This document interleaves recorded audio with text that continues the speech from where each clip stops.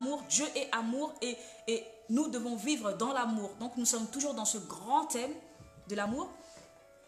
Et ce soir, nous parlons de l'amour qui supporte tout. L'amour supporte tout. Alors, tout de suite, je vais vous inviter à ouvrir votre Bible.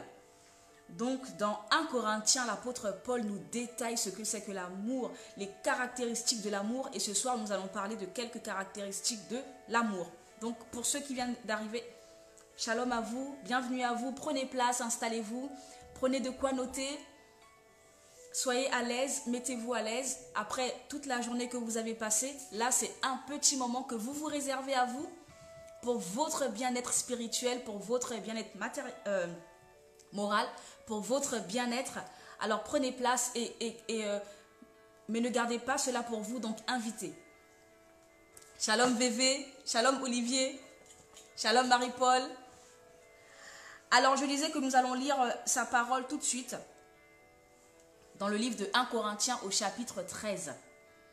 1 Corinthiens chapitre 13 au verset 4. Alors, que nous dit la parole de Dieu par rapport à l'amour? Très bien. L'amour est patient. L'amour est plein de bonté. L'amour n'est point envieux. L'amour ne se vante pas. L'amour ne s'enfle point d'orgueil. L'amour ne fait rien de malhonnête. Il ne cherche pas son propre intérêt. Il ne s'irrite point. Il ne soupçonne pas le mal.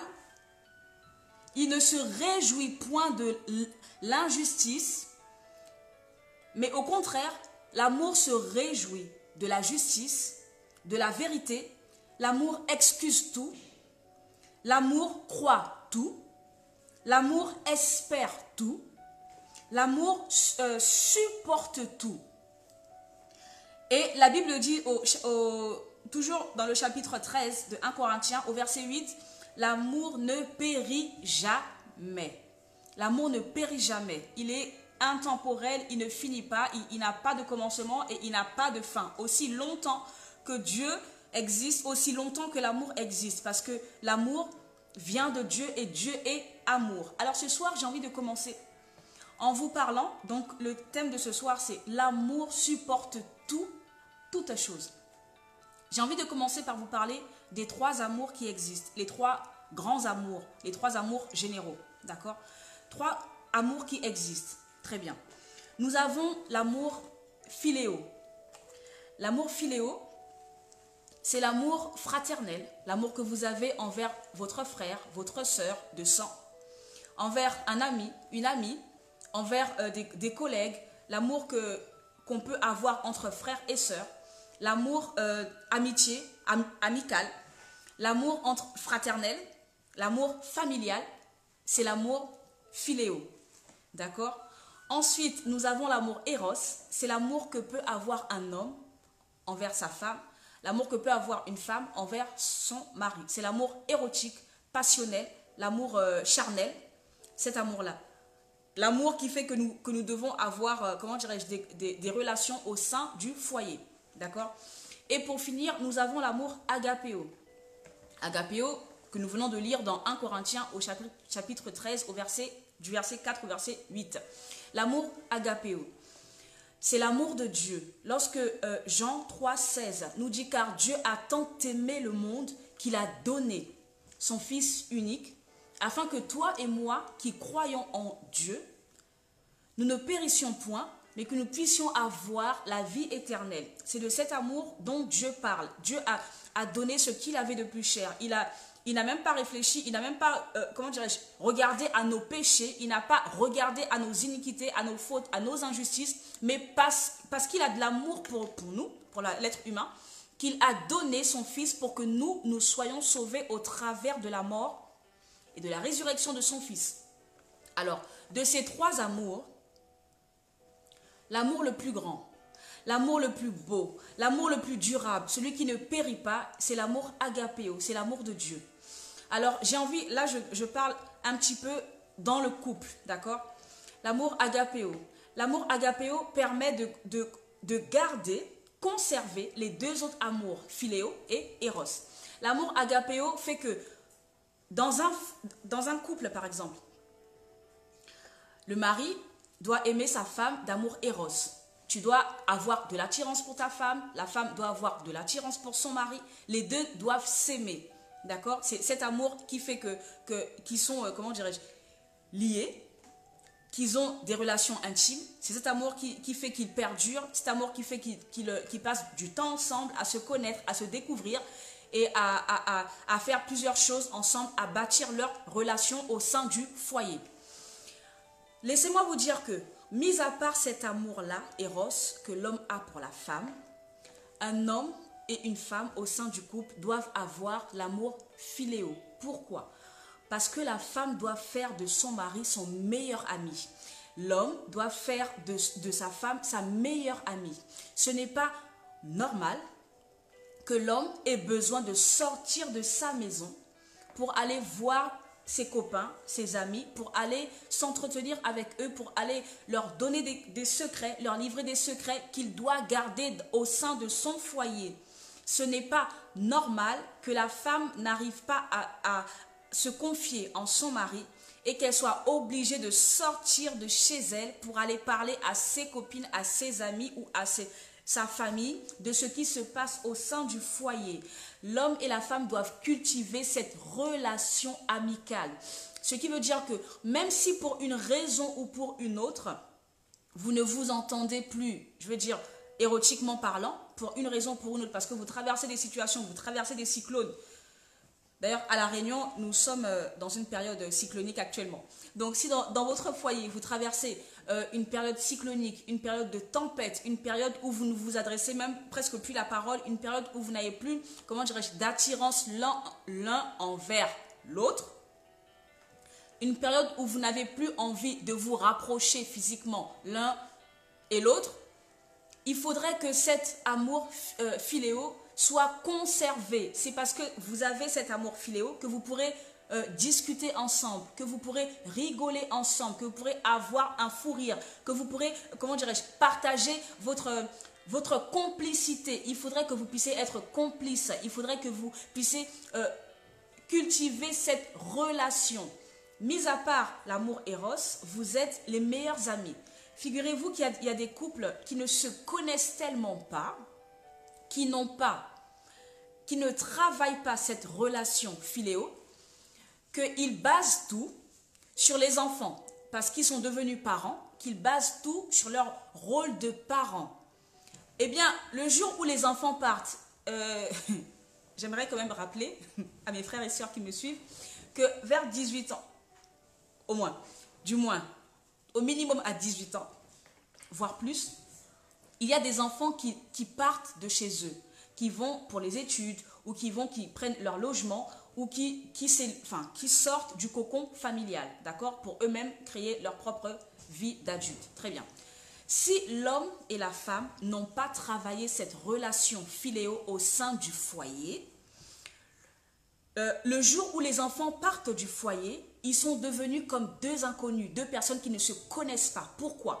Parce que leur relation était basée sur Eros, leur relation était basée sur leur rôle de parents, leur relation était basée sur toutes les responsabilités qui leur incombaient au sein du foyer. Résultat, au moment où les enfants partent, vous savez, lorsque les enfants partent, vous vous retrouvez à deux. Vous vous retrouvez à deux. Si lorsque vous vous retrouvez à deux, vous n'arrivez même pas à discuter, vous n'arrivez même pas à échanger, à partager, à tenir une discussion, un échange, vous allez vous perdre dans la relation parce qu'il n'y a rien qui vous maintient. Or, l'être humain est fait de plusieurs compartiments. Il faudrait qu'au sein du foyer, ce besoin également soit comblé. Tu n'as pas besoin de sortir de ton foyer pour aller te trouver des amis. Ton meilleur ami doit être ton mari et ta meilleure amie doit être ta femme. Donc, c'est à vous deux de cultiver cette relation-là.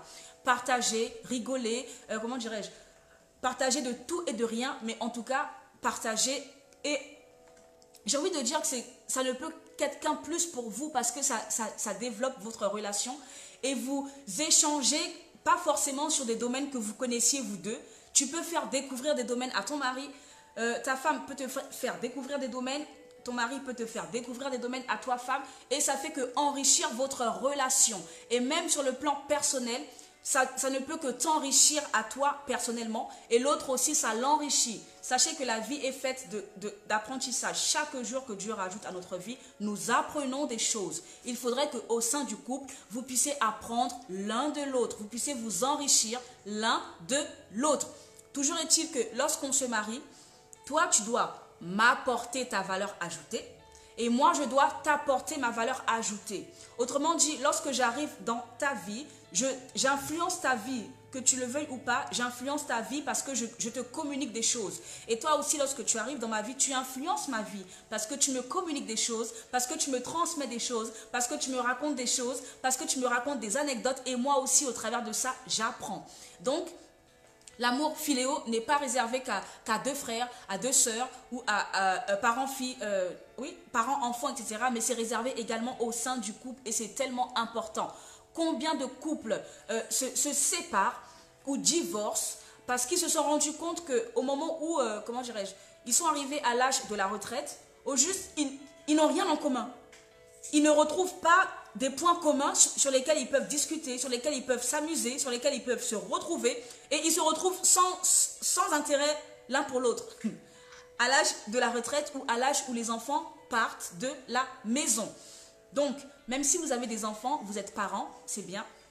Vous avez votre rôle de parent à mener, mais vraiment très bien. Mais vous avez également votre rôle de femme ou de mari à cultiver l'un envers l'autre. Alors, je reviens sur l'amour agapéo qui conditionne tout. Alors, sachez que l'amour le plus important de tous les trois, c'est l'amour agapéo. Pourquoi?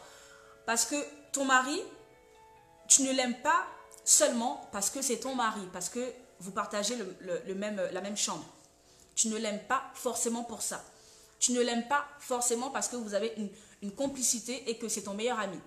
Mais tu l'aimes aussi parce que c'est une créature de Dieu. Et c'est cet amour qui fera que tu ne le détesteras pas. Parce que la Bible dit que aime ton prochain comme toi-même.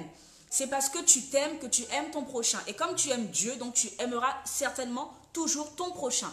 L'amour agapéo fait que même si vous avez des problèmes, même si vous êtes en dispute, même si vous traversez des cyclones, des tempêtes, des ouragans, vous traversez des problèmes, des situations catastrophiques, eh bien, vous allez continuer à vous aimer parce que vous êtes l'un et l'autre des créatures de Dieu. Vous ne pourrez pas vous détester. Vous savez, des fois, il y a des couples qui se détestent, qui s'insultent, qui se haient en fait, du verbe haïr, qui se haient parce qu'ils ne sont plus ensemble, ils se font la guerre. Ils ne sont plus ensemble, ils ne s'entendent plus, donc du coup, ils deviennent ennemis. L'amour agapéo fait que jamais, au grand jamais, ta femme ne peut devenir ton ennemi. Jamais, au grand jamais, ton mari ne peut devenir ton ennemi parce que tu l'aimes à la base de l'amour, parce que c'est ton prochain, de l'amour de Dieu, parce que quoi qu'il arrive, avant d'être ton mari, avant d'être ta femme, c'est d'abord un enfant de Dieu, une créature de Dieu que toi, tu te dois d'aimer. C'est d'abord ton prochain que toi, tu te dois d'aimer. Ce qui veut dire que l'amour agapéo, il soutient les deux autres amours. Si un jour vous traversez des situations désastreuses et que vous avez du mal à vous retrouver sentimentalement, l'amour éros peut être masqué l'instant d'une semaine ou un mois ou l'instant d'une période cyclonique dans votre vie. D'accord? On est tout à fait d'accord. Très bien. L'amour philéo peut demeurer, vous continuez à discuter, etc. Mais c'est parce que vous vous aimez de l'amour de Dieu que vous allez chercher à voir le meilleur de l'autre et chercher l'intérêt de l'autre et chercher à aimer l'autre comme Dieu aime l'autre. C'est parce que tu aimes l'autre que tu protèges. C'est parce que tu aimes l'autre que tu recherches le bien-être de l'autre. Est-ce que quelqu'un me comprend? L'amour agapéo conditionne et garde et protège les deux autres amours. L'amour agapéo est le plus important. L'amour agapéo est celui qui vous maintient, qui vous stabilise dans une maturité. S'il n'y a pas d'amour agapéo, nous assistons à des couples qui s'aiment, mais vraiment follement. Et au fur et à mesure que la relation évolue, ils se détestent. Pourquoi? Parce qu'ils se sont aimés sur la base je t'aime parce que tu es beau, je t'aime parce que tu parles bien, je t'aime parce que tu présentes bien, parce que tu as une belle présence, un bel aura, je t'aime parce que comment dirais-je, tu inspires confiance, je t'aime parce que tu sais t'habiller, tu sais juxtaposer les couleurs, tu as l'harmonie des couleurs, je t'aime parce que, comment dirais-je, je vois en toi, je me vois en toi, je t'aime parce que je vois que tu peux aller avec moi, je t'aime parce que ton standing correspond au mien, je t'aime parce que tu as une belle situation professionnelle, une belle situation matérielle. Et comme moi aussi, ma situation n'est pas trop mal, donc je vois que nous deux, nous pourrons conjuguer nos deux situations ensemble. Voyez-vous, en fait, un amour futile, éphémère, vain. Tant qu'il n'y a pas d'amour agapéo, les deux autres amours ne pourront pas tenir. Parce que tout ce qui est autour est tellement vain. Voilà pourquoi nous assistons à des couples qui se sont aimés passionnément, mais à la folie, mais vraiment à la folie. Et au bout du compte, ils disent, mais je ne peux même plus te supporter. Déjà, te voir, ça m'insupporte. Je ne peux plus te supporter, je ne peux plus te voir, je ne peux plus. Parce qu'il n'y avait pas cette base qui faisait que le couple était bâti sur l'amour de Dieu. Le couple était bâti sur les autres amours qui sont venus se greffer. Mais comme ce qui se greffe peut aussi se dégreffer, donc à un moment donné, les amours là se sont dégreffés. Et on n'a plus retrouvé la base qui est l'amour de Dieu qui maintient, qui consolide. En fait, l'amour de Dieu, c'est le ciment, c'est le béton que tu ne peux pas casser, tu ne peux pas démolir. C'est le fer en fait. C'est le ciment que tu ne peux pas casser, tu ne peux rien faire. Les autres peuvent aller et venir. Mais l'amour de Dieu ne peut pas, il ne périt pas, il ne s'enfuit pas, il est stable, il ne varie de rien. Il ne varie pas des circonstances. Je me suis levée du pied gauche aujourd'hui. Là, il ne faut pas me chercher. Moi, là, il ne faut pas me parler aujourd'hui. Je me suis mal réveillée, je suis mal lunée. Il ne varie pas de ça. Il ne varie pas, en fait. Il ne dépend pas de ça. Ok. Maintenant que vous avez compris que nous avons tous compris que l'amour agapéo est celui-là que nous devons tous rechercher en premier, c'est ce qui fera qu'un couple va durer pour toute l'éternité. Et voilà pourquoi vous voyez qu'il y a des couples qui durent 30 ans, 40 ans, 50 ans. Ils sont toujours ensemble. Parce qu'au-delà des relations intimes, au-delà de rigoler ensemble, partager des temps ensemble, au-delà de ça, ils s'aiment en tant qu'être humain. D'accord? C'est ce qui conditionne les deux autres amours. Nous allons parler de ce que l'amour apporte. Ce que l'amour comment dirais-je, ce que l'amour empêche comme malheur, comme mauvaise chose au sein de la relation.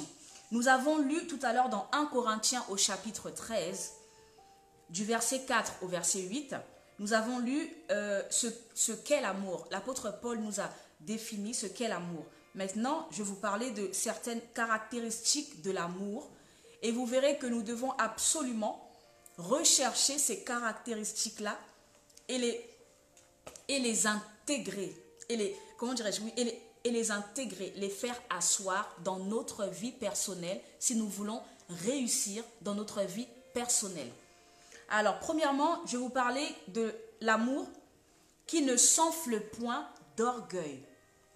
La Bible dit, dans tout ce que nous avons lu, au verset 4, l'amour ne s'enfle point d'orgueil. Savez-vous que l'orgueil, c'est une tuerie, c'est une bombe nucléaire pour chaque couple. L'orgueil est désastreux. L'orgueil, c'est, comment dirais-je, c'est l'ennemi numéro 1 du couple. L'orgueil, c'est vraiment à bannir de tout couple. L'orgueil, c'est tellement près de l'être humain que chaque jour, nous devons nous lever le matin et dire, Seigneur, enlève l'orgueil de moi, éloigne l'orgueil de moi, chasse l'orgueil de moi, comment dirais-je, que l'orgueil même me fuit. Voyez-vous, parce que l'orgueil est tellement près de l'être humain, l'orgueil est vraiment à côté, il colle comme la glu. Il colle l'être humain comme un chewing-gum et il ne veut pas lâcher l'être humain, que chaque jour que Dieu rajoute à notre vie, nous devons nous réveiller et remercier le Seigneur et dire, Seigneur, enlève toute espèce d'orgueil de ma vie. Parce que l'orgueil, c'est exactement ça qui fait fuir la présence de Dieu. L'orgueil, c'est un assassin. Voilà. C'est un tueur.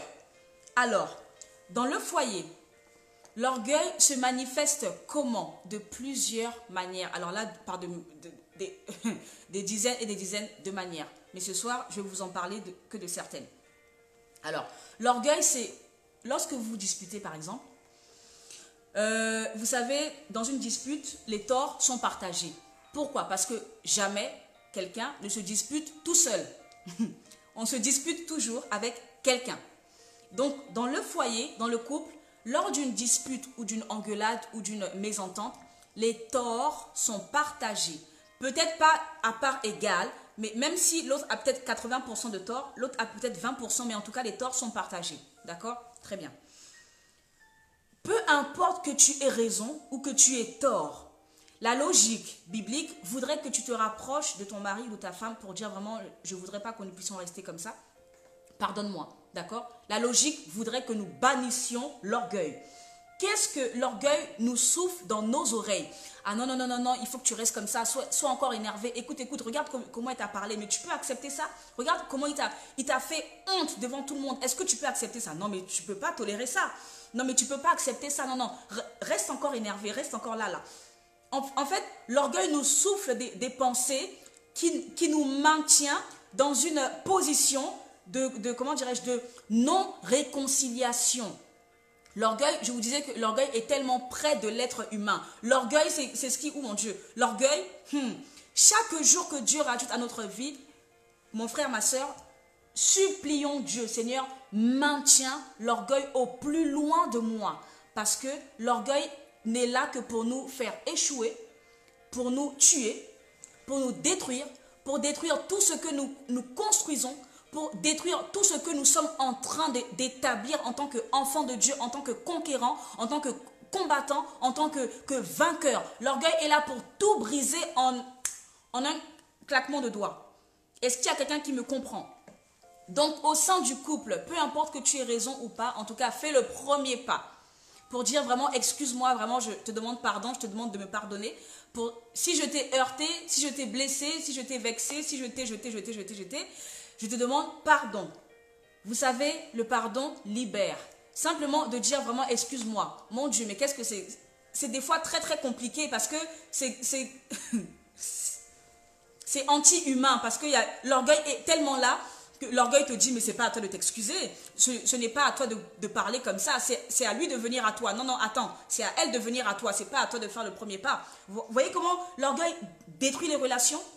Et imaginez-vous que l'orgueil soit et du côté de l'homme et du côté de la femme. Qui fait le premier pas? Au même moment que l'homme est en train, enfin du moins, l'orgueil est en train de souffler à l'oreille de la femme pour dire, ben non, tu as vu comment il te maltraite, tu as vu comment il t'a parlé, tu as vu comment il t'a battu, tu as vu comment il t'a fait ci, ça.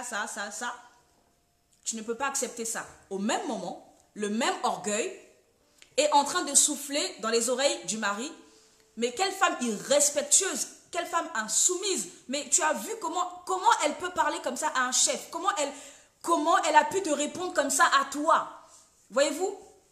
Au même moment. Donc, si chacun garde sa position, qui fait le premier pas et comment le couple se réconcilie? Voilà pourquoi bon nombre de couples se sont séparés à cause de l'orgueil. Chacun campe sur sa position. Personne ne veut faire le premier pas. Au juste, personne ne veut faire le pas vers l'autre. Personne ne veut s'humilier. Personne ne veut, oui, s'humilier. Mais chacun campe sur sa position d'orgueil, parce que c'est clairement de l'orgueil.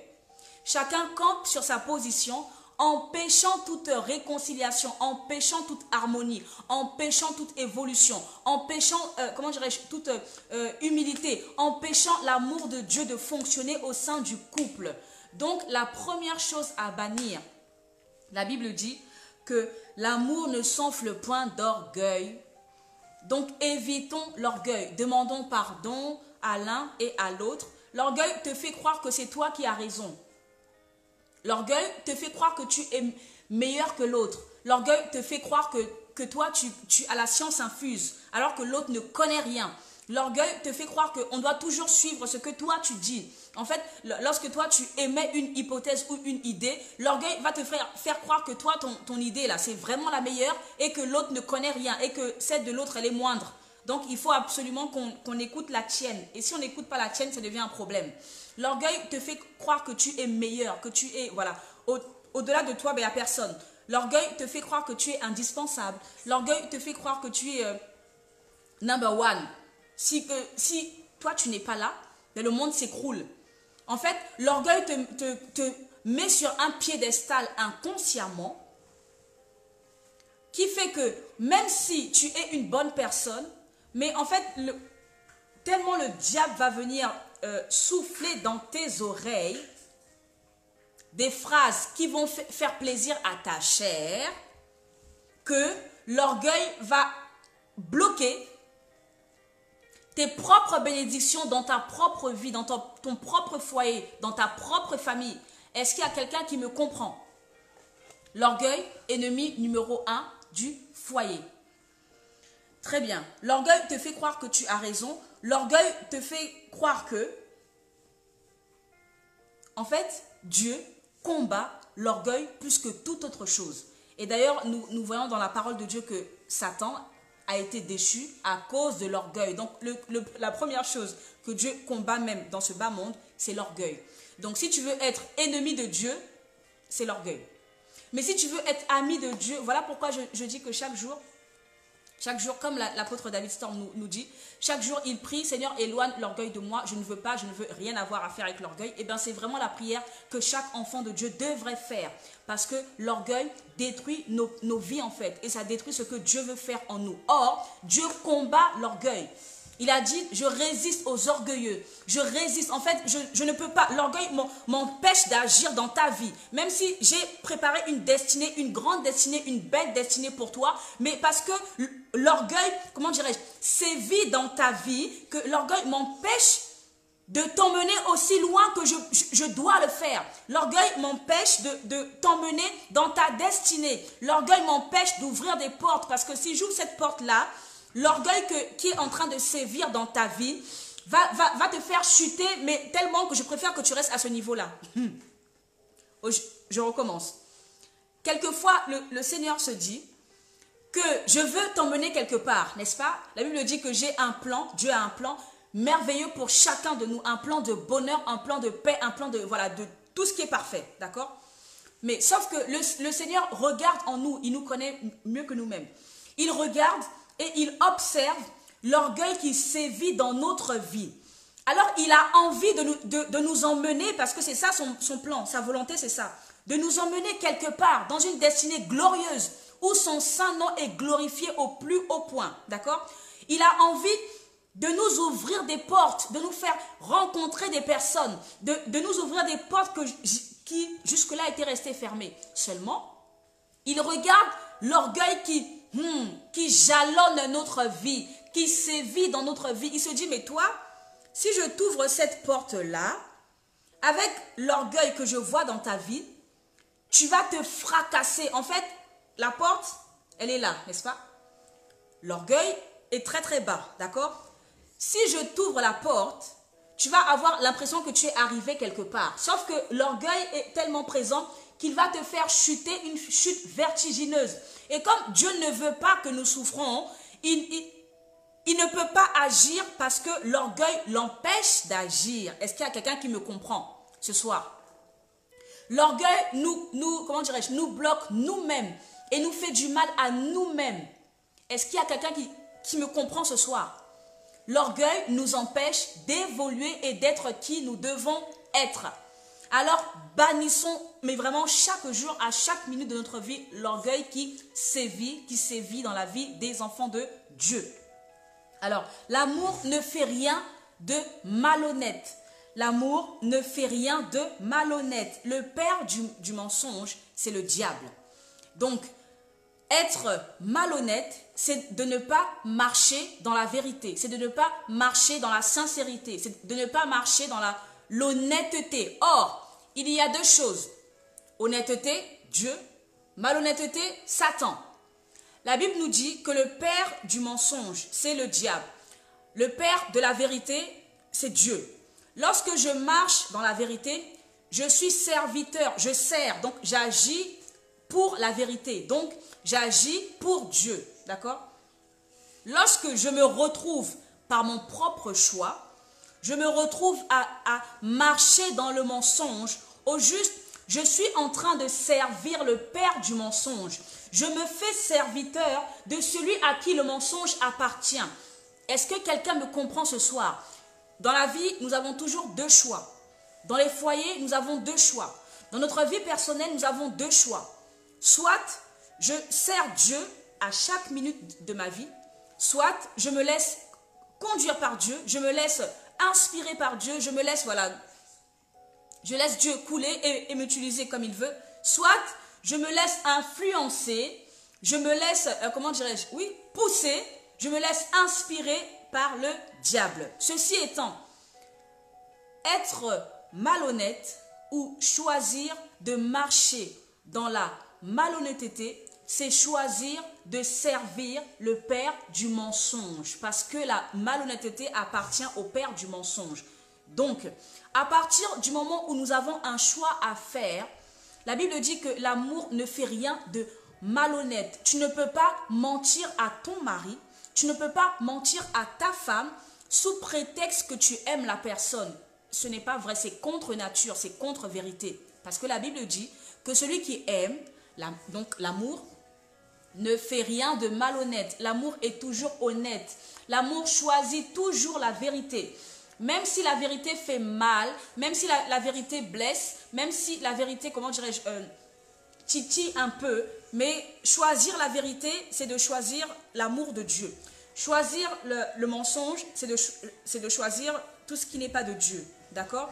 Et si tu aimes, c'est que tu choisis la vérité. Si tu aimes, c'est que tu choisis, même si c'est compliqué quelquefois à dire, compliqué à accepter, Dieu nous demande et Dieu nous met, Dieu nous place, Dieu nous dit, Dieu nous recommande de marcher dans son amour qui est honnête. L'amour ne cherche point son propre intérêt. L'amour cherche l'intérêt de l'autre. Combien de personnes font des choses pour leur propre intérêt, soi-disant par amour? Combien de personnes posent des actes ou font des choses qui, en réalité, touchent leur propre orgueil, simplement pour dire, moi aussi j'ai fait, moi aussi j'ai parlé, moi aussi j'ai fait, moi aussi j'ai dit, moi aussi j'ai apporté ça, moi aussi j'ai donné, moi aussi. En fait, ça berce, ça jette des fleurs à ton propre orgueil à toi. Mais ce n'est pas par amour de l'autre que tu l'as fait. Est-ce qu'il y a quelqu'un qui me comprend? La Bible dit que l'amour, là je suis en train de vous parler de l'amour agapéo, d'accord? Cet amour qui conditionne et qui garde et qui conserve les deux autres amours. L'amour agapéo ne cherche pas son propre intérêt. À partir du moment où vous êtes marié, vous savez, quand tu es célibataire, tes intérêts sont portés sur ta propre personne. Ce que tu fais, c'est porté sur ta propre personne. Ce que tu penses, tes pensées, tes souhaits, tes désirs sont portés sur tes propres intérêts, tes propres souhaits. D'accord? À partir du moment où tu te maries, ce qui veut dire que dorénavant, tes pensées vont vers l'autre et les pensées de l'autre vont vers toi. C'est ça le mariage. Si tu veux que tes pensées restent toujours sur toi, à ce moment-là, tu restes célibataire. Comme ça, tu t'occupes que de toi, tu ne penses qu'à toi, tu ne réfléchis que pour toi. En fait, ta vie tourne autour de toi. D'accord? Mais à partir du moment où tu acceptes de partager la vie de quelqu'un, tu acceptes de ne faire que un avec une femme ou vice-versa avec l'homme, vous devenez le centre d'intérêt de l'autre. Dorénavant, mes pensées vont vers toi parce que je cherche ton bonheur, je cherche ton bien-être. Dorénavant, tes pensées viennent vers moi parce que tu recherches que je sois bien, tu recherches mon bien-être. Et comme tu es venu dans ma vie, Tu dois m'apporter ce bien-être et tu dois travailler pour mon bien-être et vice-versa. Alors, la Bible dit que, comment dirais-je, l'amour ne cherche pas son propre intérêt. Même si il reste qu'un seul morceau de pain et que vous devez partager, ben partagez parce que tu dois penser à l'autre. Ne pense pas qu'à toi. Même si il te reste un peu d'argent et que l'autre est dans, comment dirais-je, plus dans le besoin que toi, quelqu'un demande, est-ce que tu peux me prêter, s'il te plaît, 50 euros. Toi, il se trouve qu'il te reste que 70 euros, d'accord? Et toi, tu calcules, tu dis, oulala, mais si je donne 50 euros, bah, il ne me restera que 20 euros, je ne pourrai plus rien faire. Ok. Au moment où l'autre te demande de lui prêter les 50 euros, les 50 euros, lui, sont vitales, d'accord? Il lui manque à boire, il lui manque à manger et la personne a vitalement besoin de ces 50 euros pour pouvoir vivre.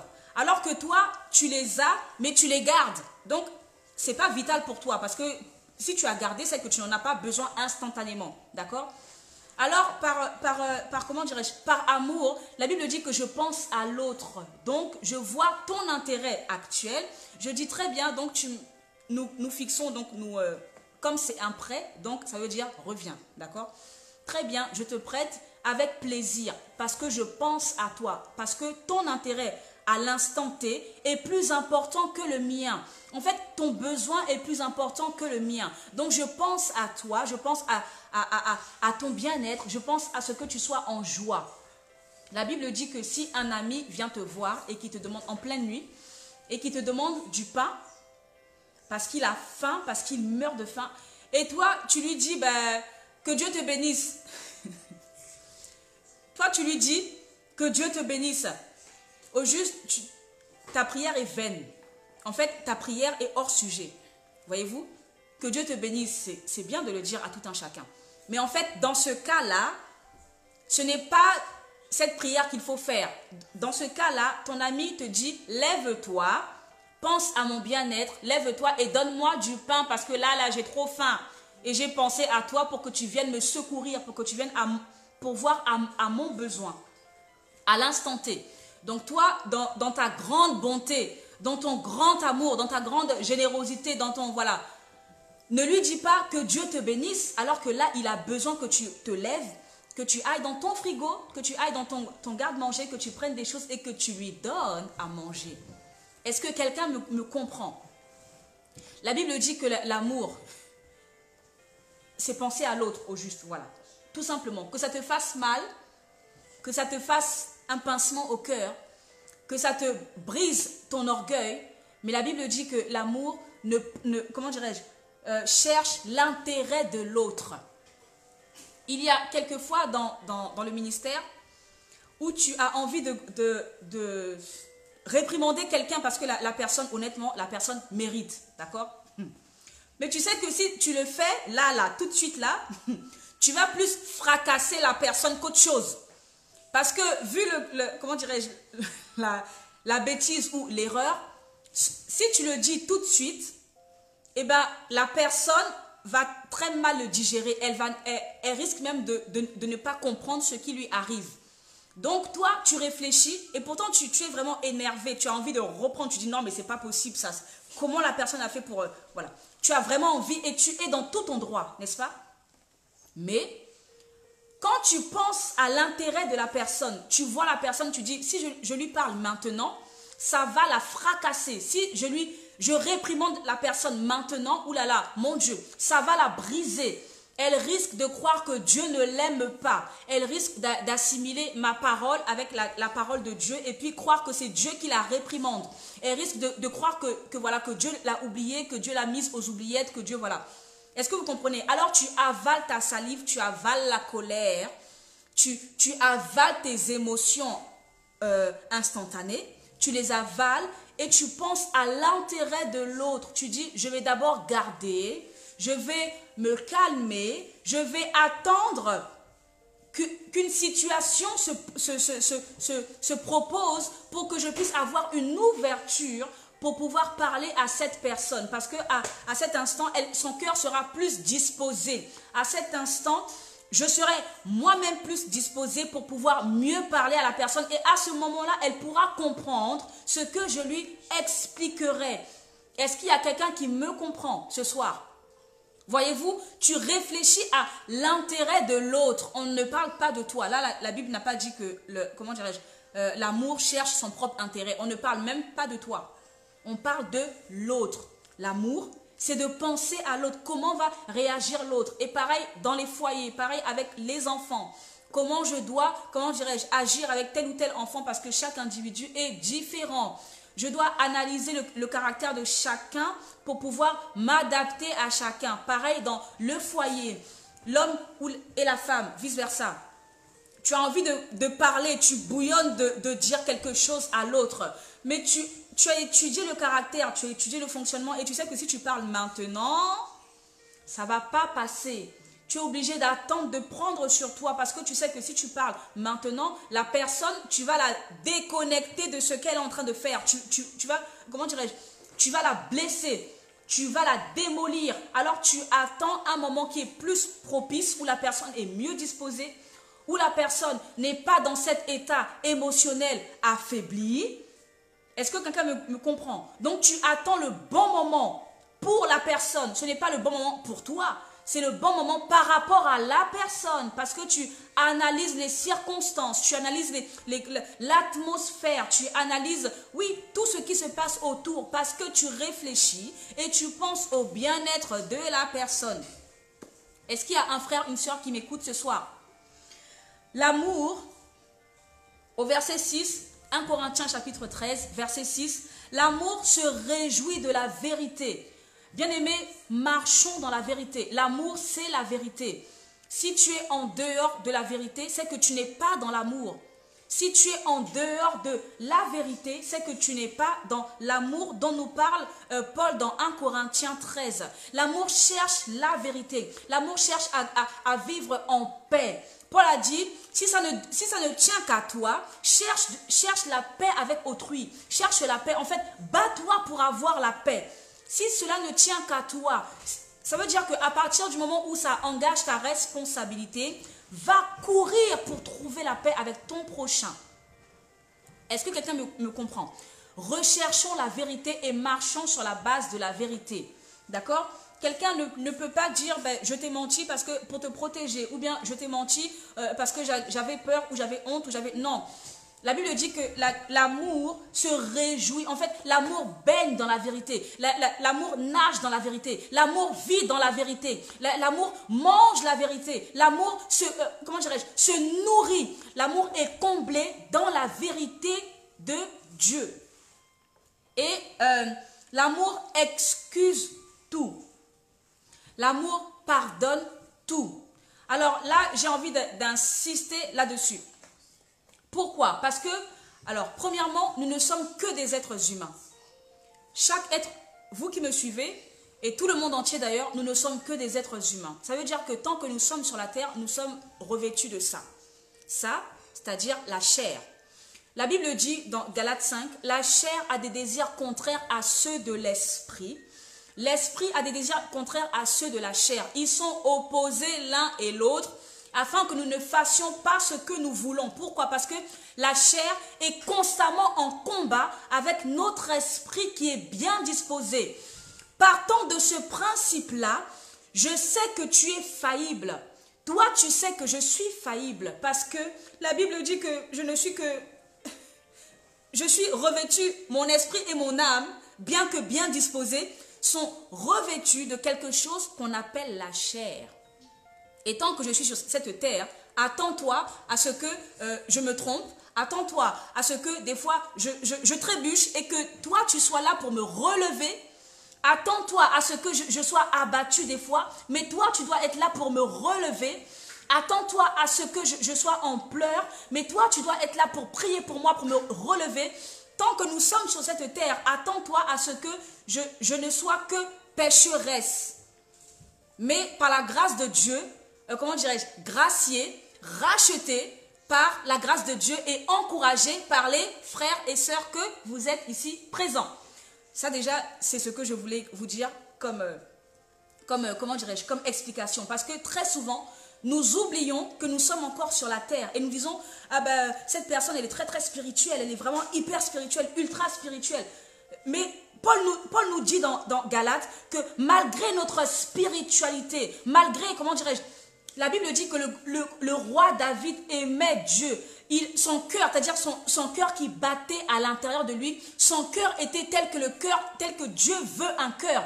Un cœur selon que Dieu veut. Mais lui, il a commandité un assassinat.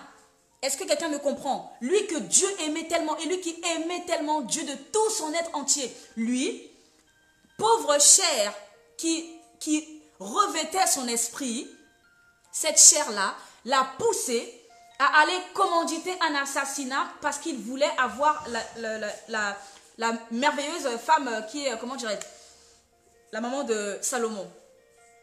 Voyez-vous? Donc, peu importe qui nous sommes, peu importe comment Dieu nous voit, peu importe, déjà à la base, comprenez une seule chose, que nous sommes encore sur la terre, donc nous sommes faillibles.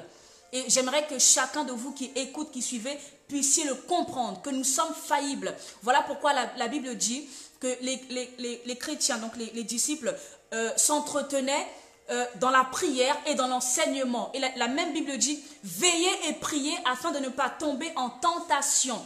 Voilà pourquoi nous devons nous encourager les uns les autres, prier les uns pour les autres, parce que malheureusement, nous avons encore cette chair qui peut nous induire en erreur. Mais gloire soit rendue à Dieu du fait que nous soyons une famille de Jésus-Christ, de part et d'autre du monde entier que nous soyons. Et nous sommes là pour nous prier les uns pour les autres, pour nous encourager et ne jamais nous jeter la pierre. Très bien. Je continue donc. L'amour excuse et pardonne tout. Pourquoi? Parce que l'amour de Dieu protège. L'amour de Dieu se met à la place de l'autre et dit, mais puisque Dieu me pardonne moi-même chaque jour, alors moi aussi je me dois de pardonner à mon prochain. Puisque Dieu, chaque jour qu'il rajoute à ma vie, forcément je pêche dans mes pensées, forcément je pêche par une parole, forcément je pêche, je ne sais pas moi, d'une façon ou d'une autre, forcément je pêche. Mais Dieu qui est miséricordieux, Dieu qui est amour me pardonne. Donc, puisque j'ai l'amour de Dieu, puisque je suis de Dieu, donc je dois aussi pardonner mon prochain et je dois aussi aider mon prochain afin qu'il ne retombe pas dans ses travers. La Bible dit que le juste tombera 7 fois. 7 fois, il se relèvera. La Bible n'a pas dit que le païen tombera 7 fois. Le païen, c'est normal qu'il tombe. Il ne connaît pas Dieu. La Bible dit, l'enfant de Dieu, celui qui a accepté Christ, d'accord? Il tombera 7 fois. On n'a pas forcément parlé de comment dirais-je, péché, comment dirais-je, adultère, fornication. Pas forcément ça, mais tout péché, d'accord? Comment dirais-je, l'enfant de Dieu tombera 7 fois. Mais 7 fois, Dieu sera là pour le relever. 7 fois, son frère ou sa sœur sera là pour le relever. Aussi longtemps que ton frère ou ta sœur péchera, aussi longtemps tu seras là pour pardonner, pour excuser. Parce que toi-même, tu es pardonné chaque jour de ta vie. Parce que toi-même, tu es pardonné, excusé. Dieu efface l'ardoise de ta vie chaque jour. Alors pourquoi toi, tu ne peux pas effacer la petite erreur ou le petit problème que ton prochain t'a fait alors que toi-même, tu as une grosse ardoise, une dette même que tu dois envers Dieu. Est-ce que quelqu'un me comprend? L'amour pardonne tout. Ce n'est pas que je me vois supérieur. Et voilà, j'ai aussi envie de vous dire quelque chose de très très important, c'est qu'il n'y a pas de grand péché, il n'y a pas de petit péché. Péché, c'est péché. Le seul péché qui est dissocié des autres, c'est le péché contre le Saint-Esprit, le blasphème contre le Saint-Esprit. C'est le seul et unique péché qui est différencié. Sinon, de vous à moi, toi tu pêches, moi je pêche, devant Dieu, c'est pareil. Est-ce qu'il y a quelqu'un qui me comprend? Donc, ce sont les êtres humains qui essayent de comment dirais-je, de mettre sur une échelle le type de péché. Mais devant Dieu, un péché, c'est un péché.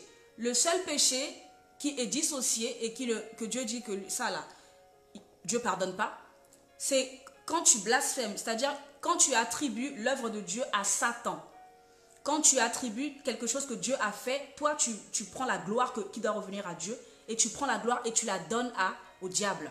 C'est ça le blasphème, d'accord? Sinon tous les autres péchés que vous et moi nous commettons chaque jour, depuis qu'on est né, chaque jour, ce sont les mêmes péchés, d'accord? Et Dieu dit un péché est un péché.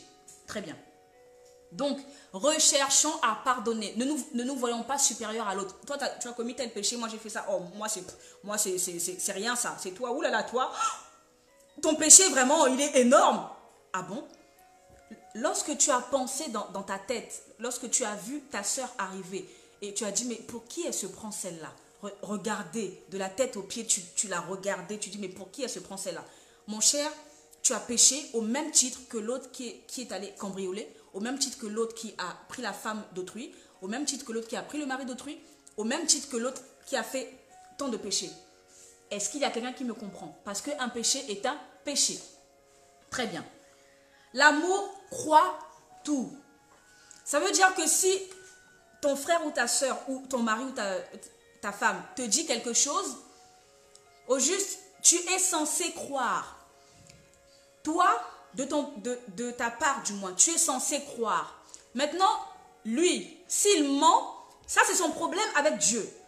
Elle, si elle ment, c'est son problème avec Dieu.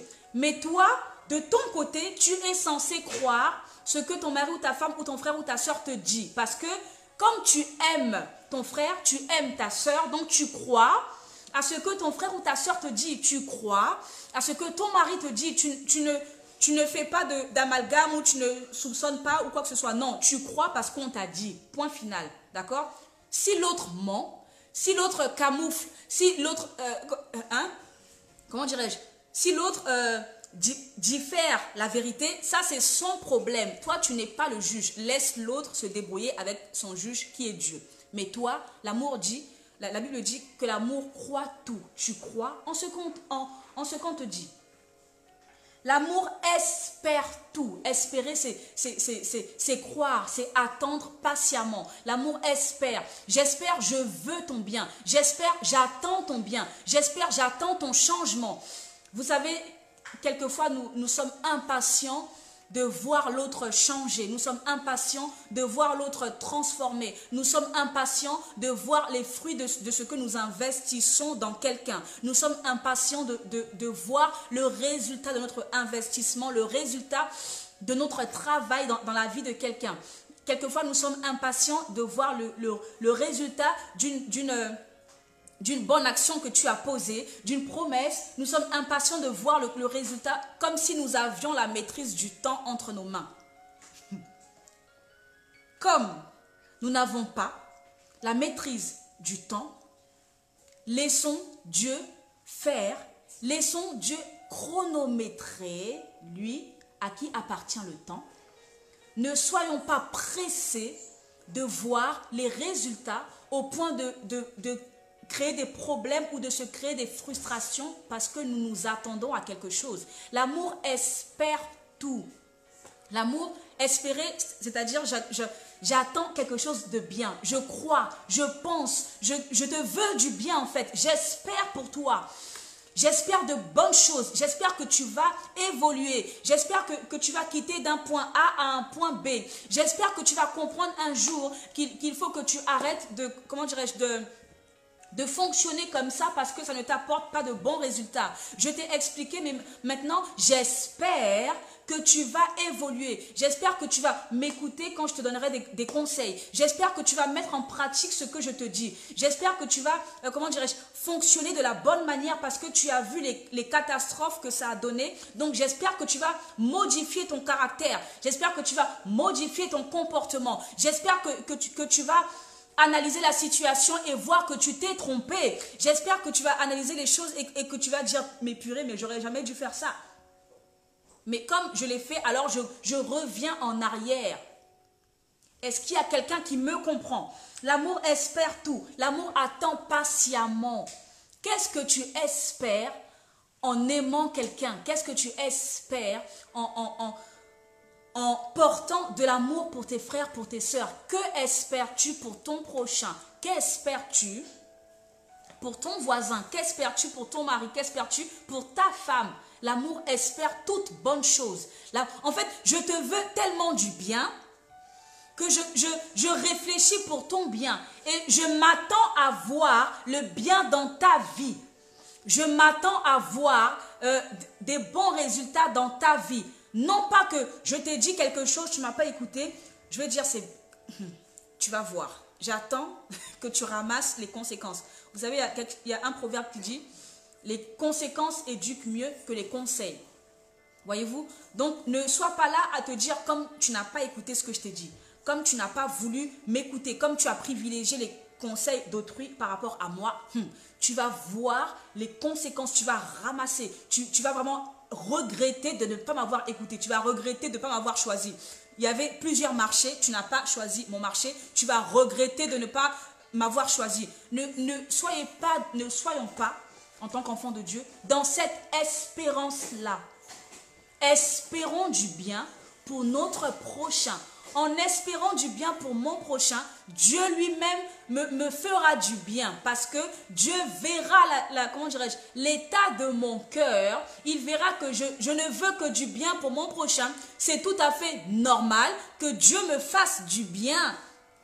Mais si par orgueil, je dis, puisque tu n'as pas voulu m'écouter, tu vas bien voir, tu vas souffrir, tu vas regretter, tu vas voir.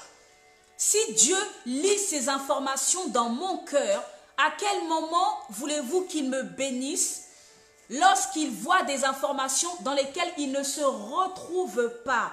Lorsqu'il voit des caractéristiques qui ne sont pas des aimants pour lui. Voyez-vous, Dieu fonctionne, Dieu est conditionné dans sa parole. Il fonctionne dans les 4 murs de sa parole. S'il voit que j'ai quelque chose qui n'est pas de sa parole, il ne peut pas me donner ce qu'il a prévu. Parce que il voudra d'abord que j'enlève cette chose dans laquelle il ne se reconnaît pas avant de pouvoir me donner ce qui lui appartient. Est-ce que quelqu'un me comprend? L'amour supporte tout. Voilà le thème de ce soir. L'amour supporte tout. Aïe, aïe, aïe, supporter. Supporter, ça veut dire que tu fais des concessions. Ça veut dire que naturellement et humainement parlant, tu n'es pas comme ça. Toi, on te connaît. Celle-là, il ne faut même pas la chercher. Celle-là, il faut même... Oulala, celle-là, c'est une grosse gueule. C'est une grosse gueule. Celle-là, oulala, tout le quartier a peur d'elle parce que quand elle s'énerve, alors elle s'énerve. Lorsqu'elle s'énerve, elle s'énerve et tout le monde a peur de s'approcher d'elle parce que elle sème la terreur. Voyez-vous? Alors toi, tout le monde a peur de toi. Tout le monde a peur de te parler. Tout le monde ne veut même pas s'approcher de toi. Personne ne te supporte. Tu insupportes tout le monde en fait. La Bible dit, l'amour supporte tout. Tu ne peux pas venir et dire, moi je suis comme ci, moi je suis comme ça, moi je, regardez-moi bien, moi je suis comme ça, adaptez-vous à moi, faites comme moi je dis, c'est moi qui parle, vous vous taisez, c'est moi qui dicte, c'est moi qui dis, c'est moi qui fais et vous vous regardez. En fait, l'amour dit que tout ton moi là, toute ta conception de la vie, toute ton opinion, ta haute opinion de toi, prends-la, dépose-la quelque part, cherche l'intérêt de ton prochain. Est-ce que vous comprenez? C'est ça, l'amour supporte tout. En amour, tu ne peux pas venir mettre ton moi en première ligne. Tu ne peux pas venir faire que tout le monde s'adapte à ton moi et que les gens te supportent toi. Toi, tu es qui pour que les gens s'adaptent à toi? Dans ton foyer, dès que tu arrives, c'est fini. Il y avait la bonne humeur. Toi, tu es arrivé, c'est fini ça. C'est la terreur. Parce que quand tu arrives, tu gueules, tu cries, tu vocifères. C'est la terreur quoi. La Bible dit, l'amour supporte tout. Ce que tu n'aimes pas, Mais pour le bien de l'autre, tu te dis, je vais avaler ma salive, je vais avaler ma fierté et je vais, comment dirais-je, me taire parce qu'en me taisant, je favorise la bonne humeur. En me taisant, je favorise une bonne atmosphère parce qu'il n'y a pas que moi dans la vie. À part moi, il y a les autres. L'amour, c'est de faire des concessions dans le foyer, c'est-à-dire que habituellement, tu n'es pas comme ça, tu ne penses pas comme ça. Mais parce que tu aimes l'autre, que tu fais des concessions, parce que tu aimes l'autre, que tu fais des sacrifices, tu te sacrifies. Tu prends sur toi, tu supportes, tu portes, oui, tu portes et tu supportes pour le bien d'autrui. D'accord? Tu ne supportes pas le désordre. Tu ne supportes pas le désordre. Toi, tout le monde sait que toi, tu es vraiment maniaque. Ce n'est pas que lorsque tu arrives, tu commences à vociférer parce que toi, tu arrives et tu vois un bazar et tu commences à vociférer. Ce n'est pas ça.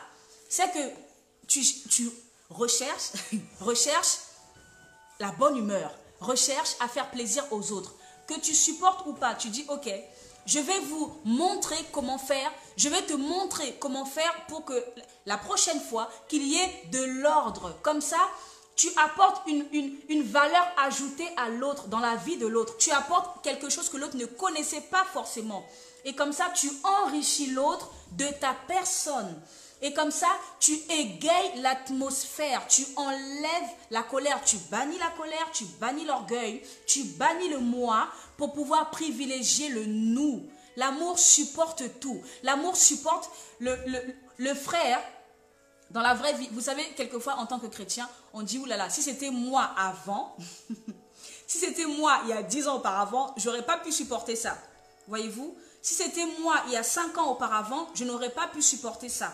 Parce que Dieu transforme ton cœur. Dieu transforme tes pensées. Dieu, comment dirais-je, te métanoïa. Dieu transforme tes pensées pour que tu sois quelqu'un d'autre, pour que tu penses différemment à la manière du royaume. Tel que le royaume dit que tu dois être, c'est comme ça que Dieu t'a façonné dorénavant. Donc, tu pourrais dire, oh Seigneur, je te remercie de ce que tu as fait de moi une très belle créature. Parce que avant, j'étais ça. J'étais vraiment une femme qui aimait se battre. J'étais vraiment une femme qui aimait ça, qui terrorisait, qui faisait ci. Tu peux citer ce que tu étais. Et maintenant, tu dis, Seigneur, je te remercie parce que tu as changé mon caractère. Parce que tu as changé ma personnalité. Voyez-vous, l'amour supporte tout. Ce que tu ne supportais pas avant, maintenant, tu es capable de supporter parce que tu aimes. Dieu qui nous aime a donné. L'amour, c'est un verbe d'action. Tu ne peux pas dire je t'aime et puis on ne voit pas tes actions. Tu ne peux pas dire je t'aime et puis personne n'est capable de témoigner de tes actions. Si tu aimes, c'est que toi-même tu dois pouvoir dire oh Seigneur vraiment, je veux te dire merci. Parce que lorsque je fais un récapitulatif de ma vie, je vois que ce que je viens de faire, ce que je viens d'accomplir, ce que je viens de dire, je ne pouvais pas le faire il y a 5 ans auparavant. Alors, j'ai tellement de raisons de dire merci au Seigneur parce qu'il m'a transformé que vraiment, l'amour supporte toutes choses. L'amour supporte les mauvais caractères. L'amour supporte les mauvaises actions, les mauvais gestes, les mauvaises pensées des autres, des uns et des autres. L'amour supporte les critiques que tu entends sur toi. L'amour supporte les calomnies que tu entends sur toi. Tu entends que quelqu'un a parlé mal de toi. Il y a 5 ans, 10 ans auparavant, tu aurais pu dire celle-là, quand j'arrive, celle-là, c'est elle et moi en face à face, on va régler ça en face à face. Mais lorsque tu arrives, tu dis Seigneur, toi-même prends, vraiment apaise mon cœur. Tu arrives, tu salues la personne, tu parles avec la personne et la personne même doit même être étonnée parce que tu as, comment dirais-je, tu as une réaction qu'elle n'imaginait pas. C'est ça ce que la Bible dit, l'amour supporte tout. Tu sais qu'un tel et un tel et un tel t'ont critiqué, mais lorsque toi tu arrives, tu dis Seigneur, je veux leur manifester l'amour parce que je suis au-delà des critiques, je suis au-delà des calomnies, je suis au-delà des mauvaises humeurs, je suis au-delà des mauvais caractères, je suis au-delà des mauvaises mauvaises actions, des mauvais faits et gestes de mon frère ou de ma sœur. Est-ce que quelqu'un me comprend? L'amour supporte tout. Au juste, l'amour, c'est une barrière qui est fixée là. Nous sommes peut-être là. Chacun est à sa hauteur.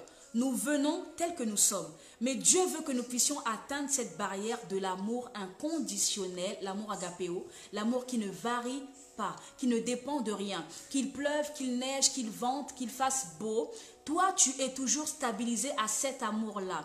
Même si tu es arrivé avec un amour très très bas, un amour charnel, un amour qui dépendait, toi, tu n'aimais que ce qui te faisait du bien et tu ne calculais pas ceux envers qui tu ne retirais rien. D'accord? Tu es arrivé. Mais au fur et à mesure que tu entends parler de la parole de Dieu, au fur et à mesure que la parole de Dieu te transforme, au fur et à mesure que tu écoutes sa parole, elle touche ton cœur et te transforme jusqu'à ce que tu atteignes cet amour parfait de Dieu. L'amour qui ne dépend de rien, l'amour que tu sois fâché ou pas, tu es capable de prendre sur toi et de prendre ton frère ou ta soeur dans les bras alors qu'il t'a critiqué encore il y a quelques instants, prendre dans les bras et de dire, tu sais, je te pardonne. Je veux vraiment te pardonner parce que je veux manifester l'amour de Dieu envers toi, parce que je veux que Dieu aussi continue à manifester son amour envers moi. Est-ce que quelqu'un me comprend? Voilà ce que je voulais partager avec vous ce soir. J'espère que vous avez été bénis par sa sainte parole qui nous rafraîchit, qui nous restaure chaque jour. Et voilà pourquoi la Bible dit que nous devons demeurer dans sa parole, parce que c'est sa parole qui nous lave, c'est sa parole qui nous nourrit, c'est sa parole qui nous nettoie de toute impureté, c'est sa parole qui nettoie nos pensées, c'est sa parole qui coule sur nous, c'est sa parole qui nous relève, c'est sa parole qui nous fortifie. Quelquefois, nous traversons des situations très très très délicates, très très compliquées, mais sa parole nous régénère. Elle est comme une force, un fleuve d'eau vive qui coule et qui te donne la force d'accomplir des choses que tu ne te pensais même pas capable d'accomplir, parce que sa parole est en toi et sa parole te vivifie. Alors que les problèmes veulent te tuer, alors que les problèmes veulent te terrasser, te voir à terre, mais sa parole te fortifie et sa parole te maintient debout et sa parole maintient tes deux bras debout, élevés vers le Père. C'était Lady Storm. Avec ces quelques paroles que nous avons partagées, en tout cas, je bénis le Seigneur et je voudrais vraiment remercier toutes les personnes qui partagent. Vous, mes frères, vous, mes sœurs, qui partagez les publications, qui partagez les vidéos, qui partagez ce qui se passe, vous qui avez été bénis et qui voulez bénir d'autres personnes, en tout cas, je vous bénis également. Mon cœur vous bénit. Vous qui travaillez ensemble avec nous, avec moi, vous qui travaillez avec moi d'une façon ou d'une autre, vous qui publiez, vous qui partagez, vous qui aimez, vous qui en tout cas qui travaillez à votre niveau pour la gloire de Dieu, vous qui travaillez pour que vos amis sur vos pages, dans vos groupes, puissent être bénis. Alors, je tenais à vous remercier immensément parce que c'est ensemble que nous construisons, c'est ensemble que nous avançons, c'est ensemble que nous bâtissons le royaume et chacun apporte sa pierre à l'édifice. Alors, je vous remercie pour chaque pierre que vous êtes et nous sommes tous des pierres tellement précieuses pour le roi des rois. Alors, si vous avez été bénis, alors bénissez. Si vous avez été restauré, vivifié ce soir, alors vivifiez quelqu'un. Permettez à quelqu'un d'être vivifié également et que dans tout ce que nous faisons, que le Seigneur soit béni, que le Seigneur soit glorifié, que le Seigneur soit élevé au plus haut des cieux et que toute la gloire au sein de nos foyers, que toute la gloire au sein de notre vie spirituelle puisse lui revenir à lui tout seul. Amen. Alors, je vous donne rendez-vous, je vous donne rendez-vous mardi prochain, même heure, même lieu. Mardi prochain à 21h, heure de l'île de la Réunion, et à 18h, heure de Paris, pour un moment que nous allons passer également dans la présence de Dieu. Mardi à 21h, donc voilà, vous pouvez déjà marquer dans vos agendas que mardi à 21h, vous avez rendez-vous, du moins, vous avez rendez-vous avec moi, et moi j'ai rendez-vous avec vous. Nous avons tous rendez-vous, même lieu, même endroit, mardi prochain à 21h, heure de l'île de la Réunion, et 18h, heure de France, pour un petit moment ensemble. Alors que le Seigneur bénisse votre soirée. Soyez et demeurez continuellement dans sa présence parce que c'est que sa présence qu'il nous faut et que c'est sa présence qui qui nous maintient, comment dirais-je, dans les bénédictions que l'Éternel a réservées pour chacun de nous. Demeurons dans l'amour, dans les couples, dans les foyers, demeurons dans l'amour de Dieu et manifestons les 3 amours au sein des foyers. Et n'oublions pas que de tous ces 3 amours, c'est l'amour agapéo qui tient et qui maintient, qui soutient, qui relève, qui élève les 2 autres amours. Et travaillez aussi pour l'amour philéo qui doit, comment dirais-je, résider au sein des foyers. Faites de votre femme votre meilleure amie. Faites de votre mari votre meilleur ami. Travaillez votre complicité, travaillez comment dirais-je, votre relation, parce que vous n'êtes pas que des parents. Mis à part comment dirais-je, le rôle des parents, vous êtes aussi mari et femme. Avant tout d'ailleurs, vous êtes mari et femme. Et lorsque les enfants partent, vous devrez pouvoir vivre et partager et comment dirais-je, manifester, bénéficier de votre relation que vous avez pu construire tout au long de ces années-là. Très bien. À très bientôt, mes bien-aimés. Abonnez-vous pour ceux qui ne se sont pas encore abonnés. Abonnez-vous sur ma page Lady Storm afin que nous puissions faire, lorsque vous serez tous abonnés là-bas, nous puissions faire les directs là-bas sur la page Lady Storm. Et invitez vos amis également à s'abonner. Et merci déjà pour ceux qui se sont abonnés, pour ceux qui ont aimé. Et que le Seigneur vous bénisse tous au nom de Jésus-Christ de Nazareth. Amen. Shalom, shalom, shalom, shalom, shalom. Bye bye.